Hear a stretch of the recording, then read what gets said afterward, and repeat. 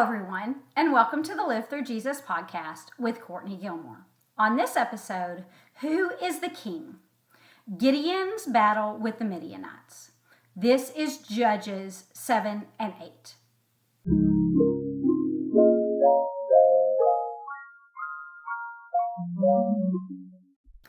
Growing up in the church, whenever someone would ask kids any question, no matter what the question was, the answer was always God, Jesus.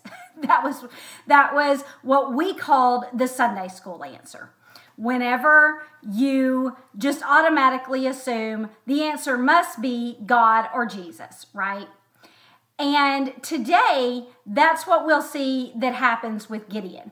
Gideon's answer is God, but does his life line up with that? And the same with us. Do we sometimes tell the answer we know is correct, but our lives don't line up with that? So that's what we're going to be talking about today. Do we profess God to be our king, but not act like it? Do we say that God is the answer? God is the one that we look to. God is the one that we are supposed to serve. God is the one that is supposed to be in charge of our lives, and then live like that or not, right? So this is going to be the question today. So I'm going to go ahead and tell you the story of Gideon and then why that is our question, why that's what we're going to be talking about in our own lives. So if you remember last week, God called Gideon to be the one to free them from the Midianites. The Midianites have been terrorizing them for 7 years, and God has called them to free them from that. And the two sides are camped out. So we've got the Israelites in one camp and the Midianites in another camp. They're about to fight. And then God tells Gideon, you know what? There's too many of you. So this is what he says in Judges 7, verse 2. The people who are with you are too many for me to give the Midianites into their hands, lest Israel claim glory for itself against me, saying, my own hand has saved me. So God said, you have too many soldiers. And if right now you go and fight the Midianites, you might think that you are so powerful that you were the ones that were able to do this. And so I'm going to start reducing the number of soldiers.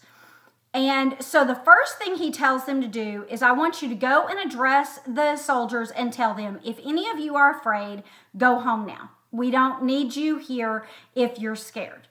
And there was actually precedent for this. In Deuteronomy 20, God told Moses, when you go to war, tell the people, this is what they are supposed to say to the soldiers. These are the ones that can go home. And one of the groups were the ones that were afraid. And the reason for that is because fear is contagious, right? And we don't want one soldier making another soldier scared. And then quickly we find out everybody's afraid. We have no courageous soldiers, right? And so God said, if they're afraid, just tell them to go home. And so Gideon does this. This is the first thing that Gideon does, tells them to go home if they're afraid. And he loses 22,000 soldiers. It says there's only 10,000 soldiers remaining after he tells them this. Now, that means over 2/3 of their army are gone. Over 2/3 of the soldiers are scared and they go home. And you would think, first of all, that's a little alarming, although they've been being terrorized by the Midianites for 7 years, so I guess it's no wonder that they're afraid, but that's a little concerning. And then why 22,000 you get rid of? You've got over 2/3 of your army gone. Why is that not enough, right? But God said, 10,000, you might still think that you're the ones in charge. You're the ones that have done this victory. So I want you to further eliminate some of the soldiers. And this is how you're going to do it. You're going to take them down by the stream and observe them as they drink the water from the stream. And separate them into two groups. One group of people that kneel down to the stream to drink, and the other group who scoop the water into their hands, stand up, and drink it out of their hands. And it turns out that 9,700 of them, almost all, knelt down to drink the water. Only 300 men stood up to scoop it and drank it out of their hands. And God says, okay, I want the 300. That's how many I'm going to use to defeat the people. Send the 9,700 home. And that wouldn't have been the number that I would have chosen, right? And so he sends all of those people home, and now God says, we're about ready to fight the battle, but maybe you're scared, Gideon. Maybe you are the one that is afraid. And being the leader and the one that I've called, you don't have the option to go home. I'm not letting you.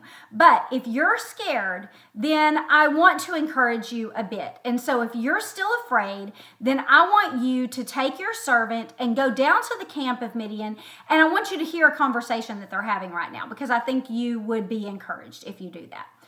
And so Gideon does this. He takes his servant down to the camp, and he listens in, and he hears one of the soldiers telling another soldier that he had a dream last night. And in his dream, it was so strange.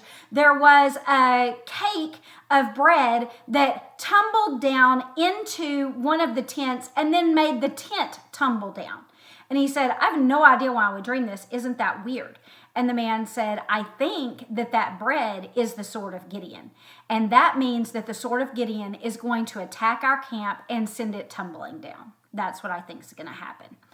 And when Gideon heard that, and he also says, God is going to give us into their hands. And when Gideon heard that even the enemy knew that God had the power to deliver them into the hands of the Israelites, he was like, all right, now I'm fine. That's all I needed to hear. What a gracious God that he allowed him to hear that he encouraged Gideon in that way. And so Gideon goes back to camp and he says, hey, we're going to be fine. God has given them into our hands. Let's get ready and go down to defeat the Midianites. And he divides them into 3 groups of 100.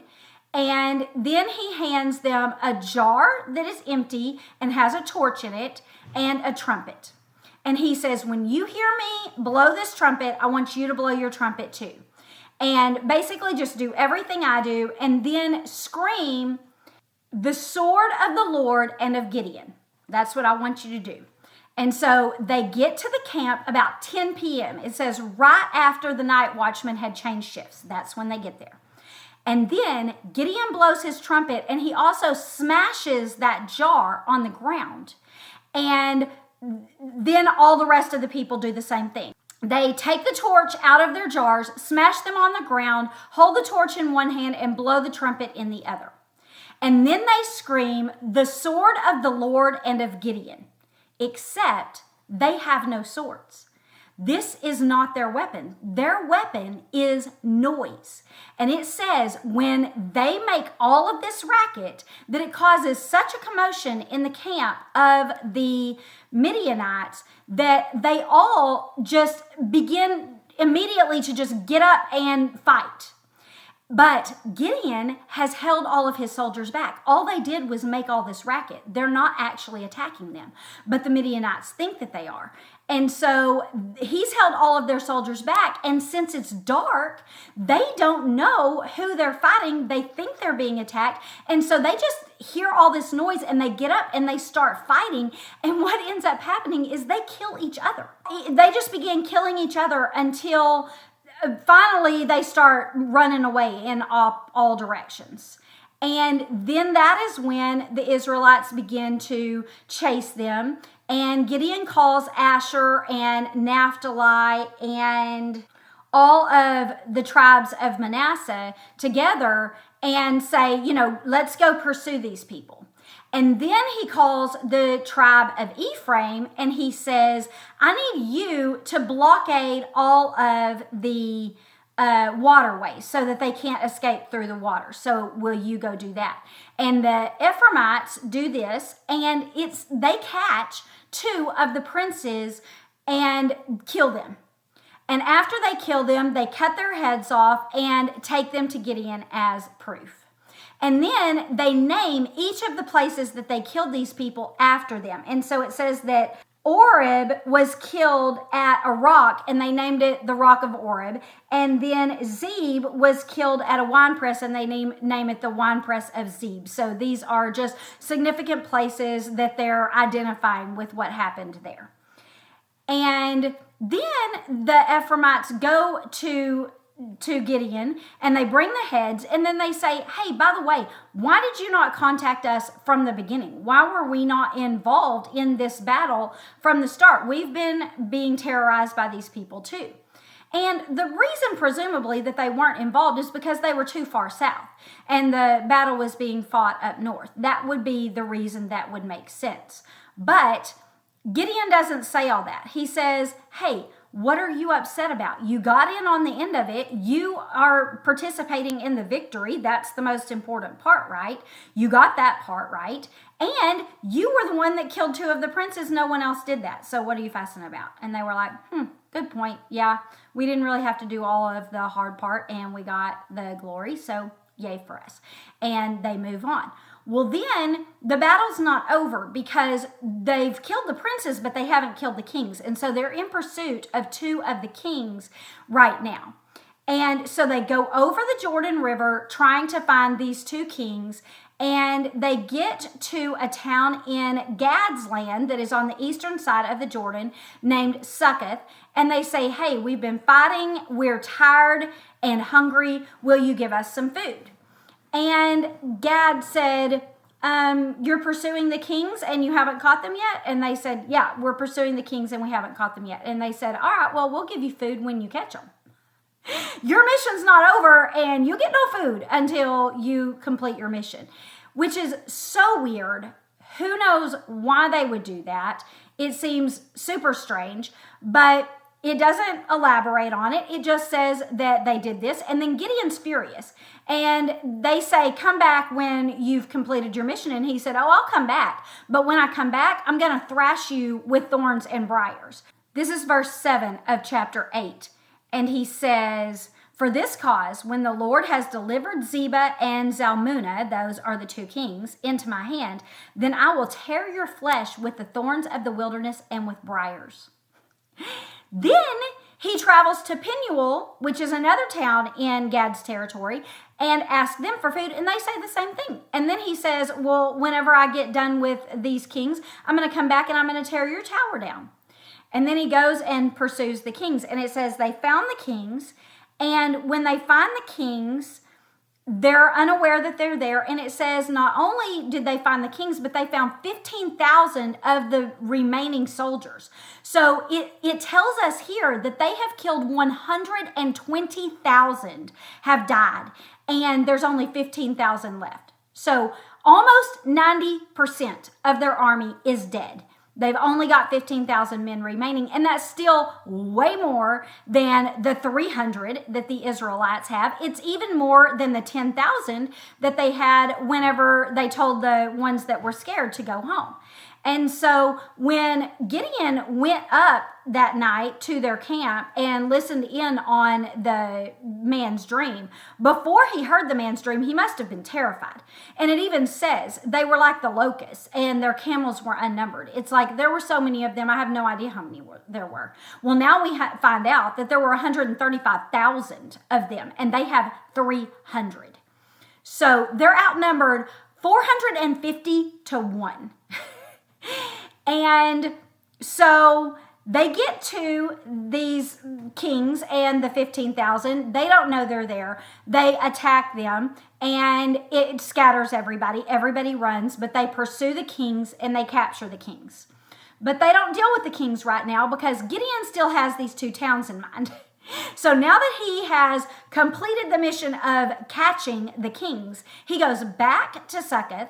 And it says, captures a young man there, and he interrogates the man, and he says, I need you to give me names of elders and officials in the town of Succoth, because I'm about to punish these guys. And he does. He gives him a list of 77 men. And then he proceeds to go to find these 77 men and do exactly what he told them he was going to do. This is verse 16. It says that he took the elders of the city and the thorns of the wilderness and the briars, and with them he taught the men of Succoth a lesson. Bet he did. He did teach them a lesson for sure. And then he went to Penuel, tore down their tower just like he told them, and then killed all the men there. And so none of that story makes any sense to me. I have no idea why they would turn him down for food. That seems ridiculous. And then this seems like a pretty harsh reaction to that, doesn't it? And I don't know. I guess if they refused him food, they could starve to death. I guess, that kind of makes sense to the harshness. But I just feel that God probably didn't condone this. It sounds a bit more like vengeance than, teaching them a lesson, as he says. But maybe it doesn't speak to it. It doesn't tell us whether God condoned this or he didn't condone this. And by the way, this happens all over the Bible, where it is just telling us what happens. It's not telling us how God feels about every single little thing that's going on, because this is a narrative. And that's not part of the point of it.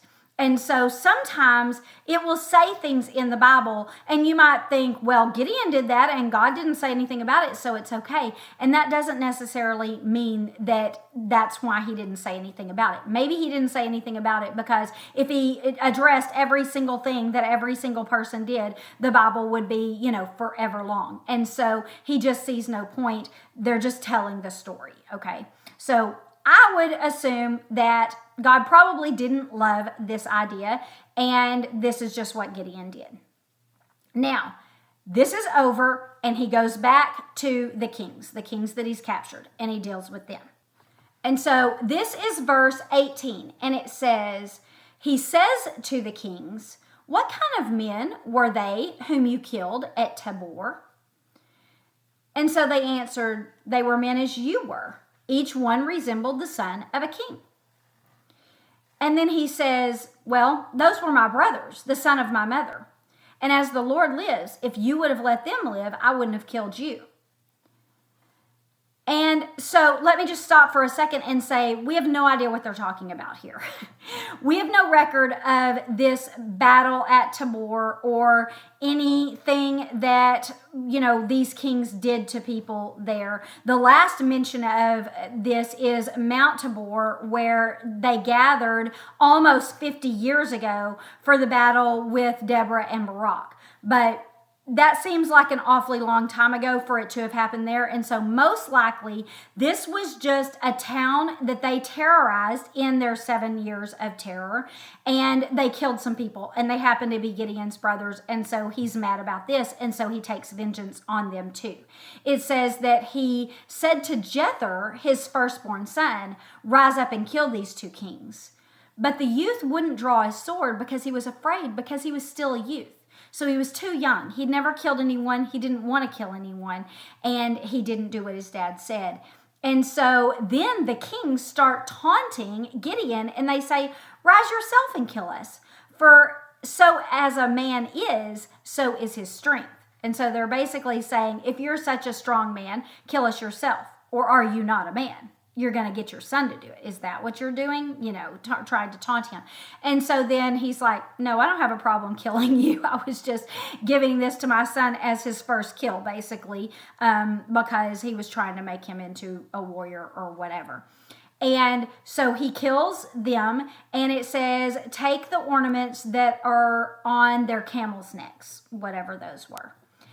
And we presume that this was just another act of vengeance, because he says, "I would have let you live if you wouldn't have killed my brothers." And so instead of it being an act of war, which would make sense for them to kill these kings in an act of war, it seems that this was another act of vengeance. We don't know, but it seems as though Gideon, had no confidence before, and now all of the people that God killed has gotten him a little cocky, and he's decided, y'all are in my hands, and I'm going to kill you. And he does this. And again, whether it's the right thing to do or not, this is the story and how it worked.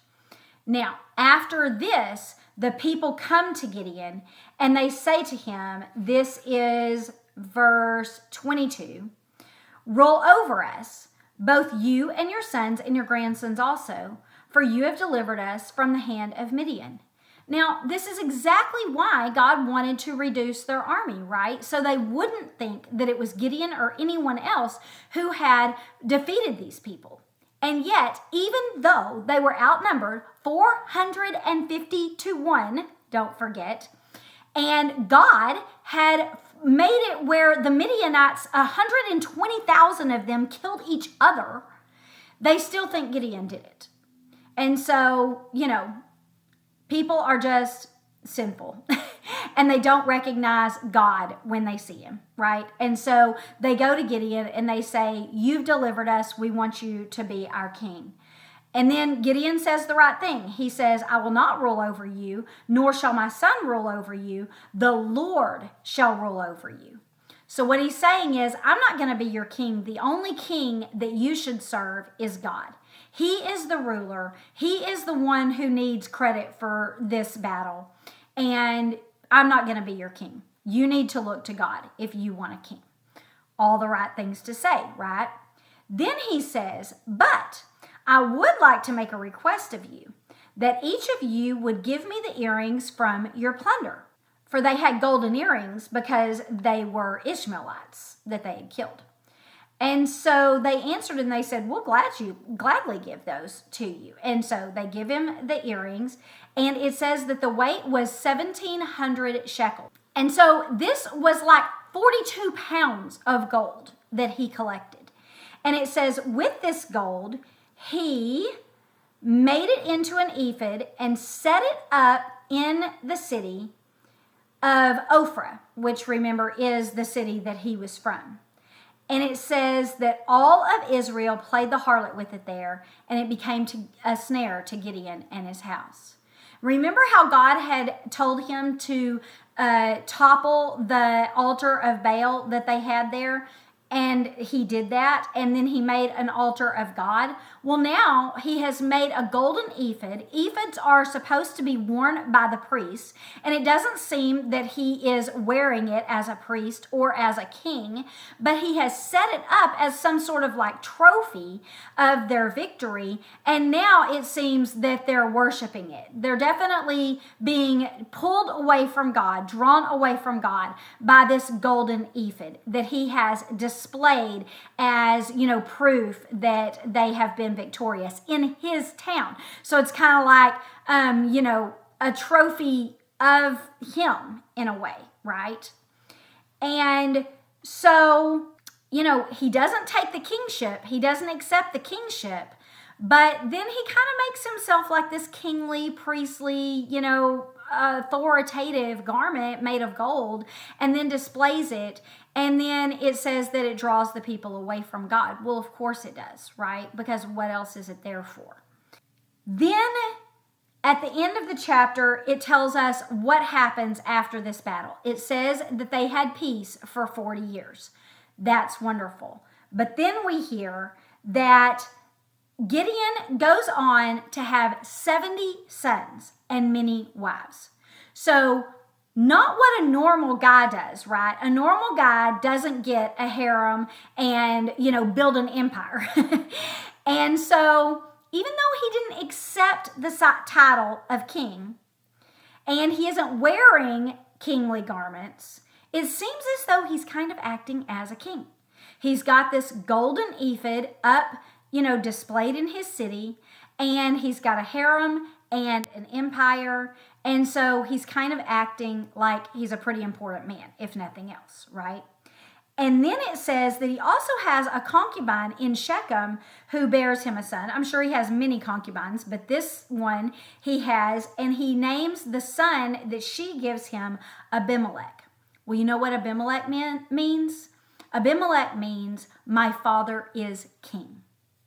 And so he doesn't take the title of king himself, but he gives the title to his son that his father is a king. So he's calling himself a king through his son. It's like a backdoor way to say, I am the king, even though I didn't take the title, because that would be wrong, because God really deserves the title. So I'm not going to say that I'm the king, but I'm going to kind of act like the king, and y'all are going to all kind of treat me like I'm the king. And, I'm just going to give a little nod to the fact that I'm a king by saying that that's my son's name. So do you see how he's probably given a lot of lip service to something that is not exactly how he feels inside, right? And so last week we talked about false prophets. We talked about people whose words might not line up with their lives, right? And these were people that were doing it to deceive Christians, to lead them down the wrong path, to purposefully lead them away from God, or at least that they are leading them away from God by their lives because they're misleading about God. And that's not what Gideon is doing. He's being misleading about himself. He's just giving the Sunday school answer, right? He's doing what maybe we all do in some way or the other.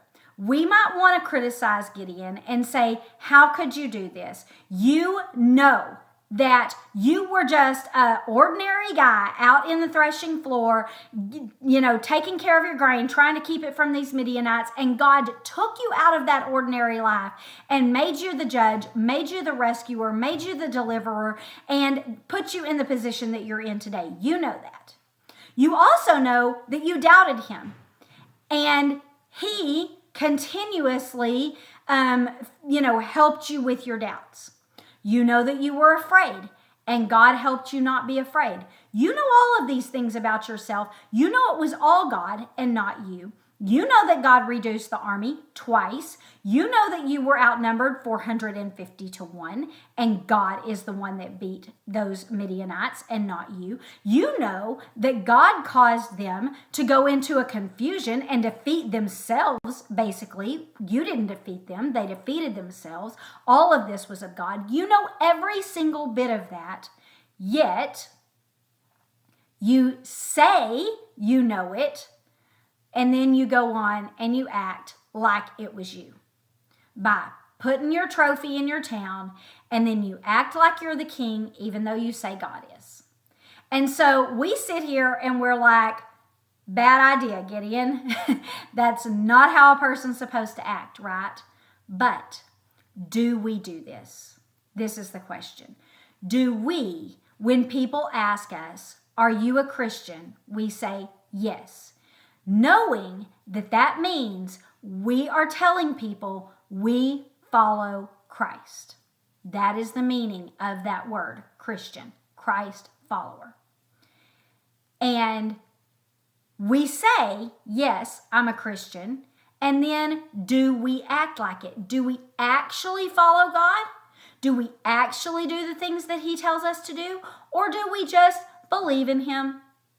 Do we just go to church sometimes? Do we just pray whenever we need his help? Things like that, right? Do we actually follow him daily? What the Bible says about take up your cross every day, which means die to self and follow me every single day.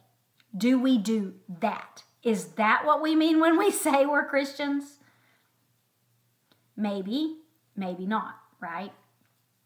Do we say that God is the king, which means he is the ruler, the one in charge of our lives, the one that is rightfully the king because we know that that's the right answer, but then we don't serve him? Do we say that we're not in charge of our lives because we know that's the right answer, but then we don't do it? We don't follow God. We serve ourselves. We serve our own selfish desires, our own sinful lusts. We do like Gideon, where Gideon goes and gets all the wives and all the sons and gathers this big legacy for himself and takes all the glory for himself and all the pride for himself. Do we do that so that we look good and we don't give God the glory as he is due? Even though we know that he is the one that's due that glory, we know that we are not capable of doing anything at all on our own. Do we act like that? Do we act like we know that God is the one that has equipped us, that God is the one who has saved us, that God is the one that has made us everything that we are, that he's taken us out of our ordinary sinful lives, and he has made us someone important in his kingdom? Do we act like that? Do we act like we are people with doubts who he's encouraged? We are fearful people who he has given courage? Do we act like we know that he has won all of our battles for us? Or do we act like we've done it? When people say, "Good job, Courtney, you're a great teacher. Good job, whoever you are, at whatever you're doing for him. You do a great job." And do we say with our mouths, oh, it's not me. It's not me. It's all God. It's all God. And then act like I'm pretty impressive? What do? Do our actions line up with our Sunday school answer? That's the question. I'm going to read y'all just a ton of verses at this point, just to prove my point, and then we'll basically end. In Ephesians 2, 1 through 9, it tells all the things that God has done for us and how none of this is of us. It says, "You he made alive, you who were dead in your trespasses and sins." So, you lowly, bad person. He made you alive. "In which you once walked according to the course of this world, according to the prince of the power of the air." So you used to follow Satan, "the spirit who now works in the sons of disobedience, among whom also you once conducted yourselves in the lust of the flesh, fulfilling the desires of the flesh and of the mind. That used to be your nature, children of wrath. But God, who's rich in mercy, because of his great love in which he loved us, even when we were dead in our trespasses, he made us alive together with Christ. By grace you've been saved and raised up together. And he made us sit together in heavenly places with Christ Jesus. For by grace you have been saved through faith, not of yourselves, that any of you might boast, but it's a gift from God." Same thing that he told Gideon. "I don't want any of you to think that this is of you. And so I'm going to do this in a miraculous way." And he did. He saved our lives with the life of one perfect man. All of this is because of him. Everything we are, that he took us out of our sin and made us look like Jesus, righteous and clean, that's all of him. It's not of us. We have no ability to do anything on our own. Philippians 2:13, "For it is God who works in you both to will and to do for his good pleasure." It is God who works in you to make you want to do the things that he wants you to do. What a miraculous thing. He isn't forcing us to do the right thing. He's working in our hearts to make us want to do that. That's God. Anything that you do good is not of your own nature, because what do we want in our own nature? We want the glory. We want to look good. In our own nature, that's what we want.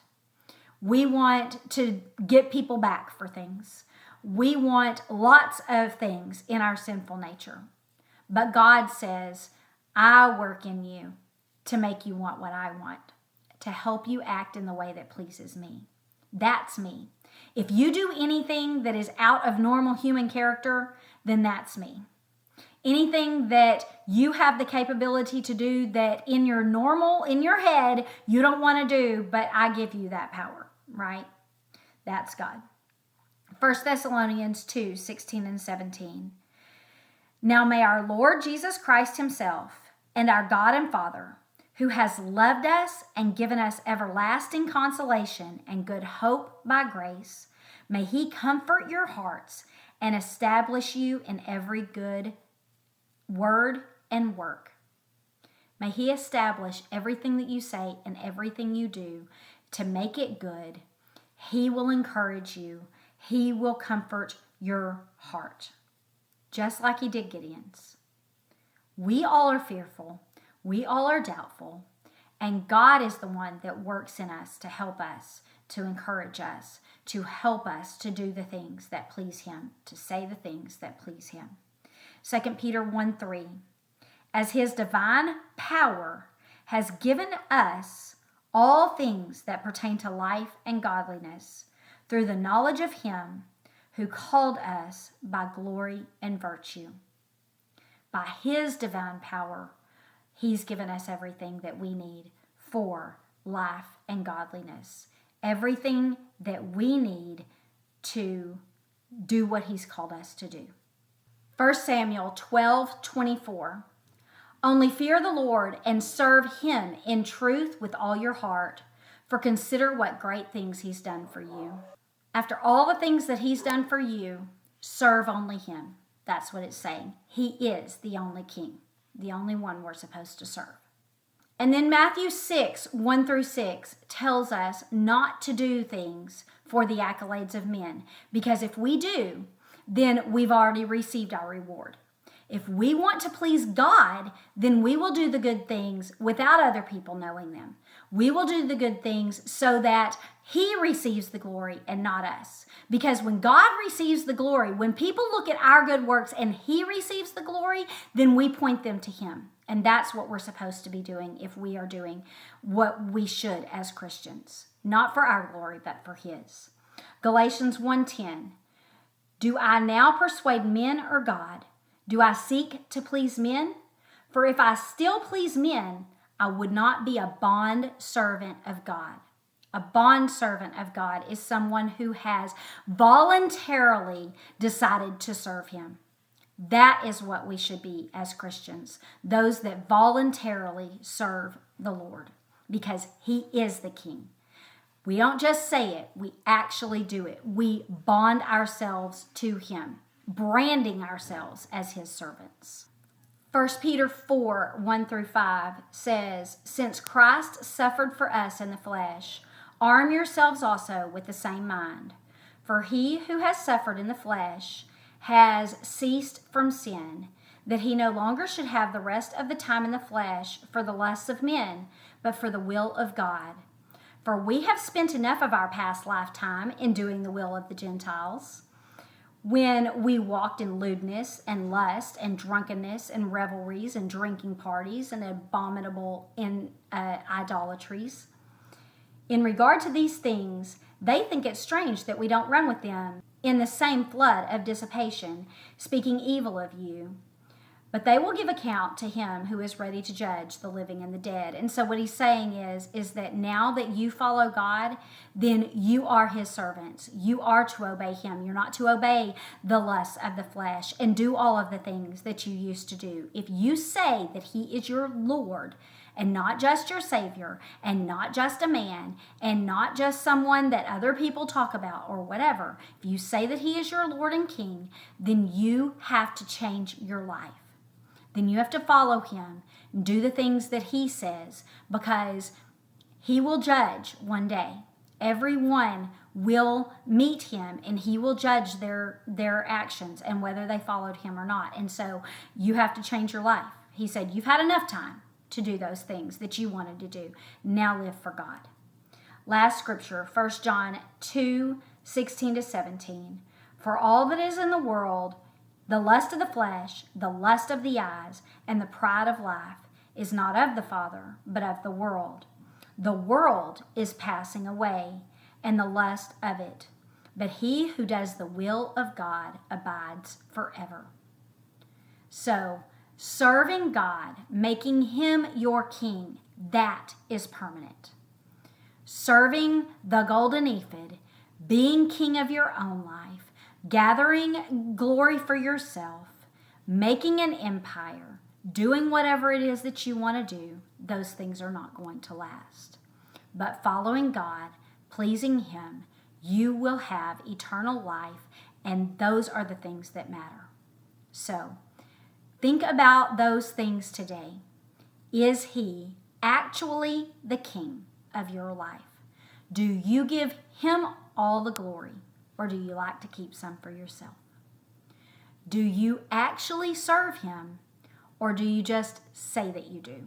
A lot of times we think that by saying these things, we're actually acting in that way. And we need to really examine our lives and say, am I acting like he's the king? Am I acting like he's in charge of my life? Am I acting like I know that he is the only reason that I'm anything? Do I act like that?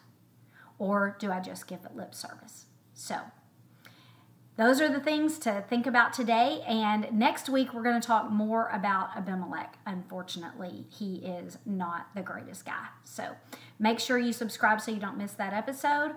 Also, join me on social media. I'll be posting clips from this and then also verses from what we've just studied today. If you want to read the blog post, you can go to livethroughjesus.com or you can go to livethroughjesus.substack.com.